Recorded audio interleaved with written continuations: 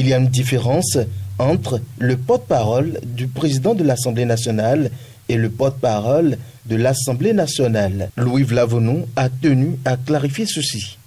Que ce soit les délits de presse ou les conférences de presse, c'est le porte-parole ou bien le directeur de la communication ou bien, si vous voulez, le chef cellule pour être précis de la communication du PAN. C'est de ça qu'il s'agit désormais et non du porte-parole de l'Assemblée nationale. Et voici la raison de ce changement. Parce que lorsque l'Assemblée nationale devra opiner sur une question, il y a toute une procédure.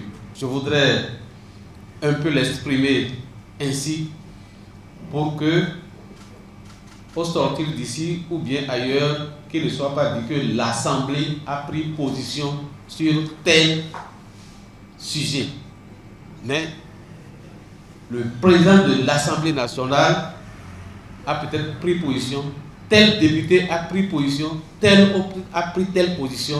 Ce n'est pas la même chose que l'Assemblée nationale a pris telle position. Celui qui va désormais porter officiellement la parole du président de l'Assemblée nationale a pour nom Vitali Botton.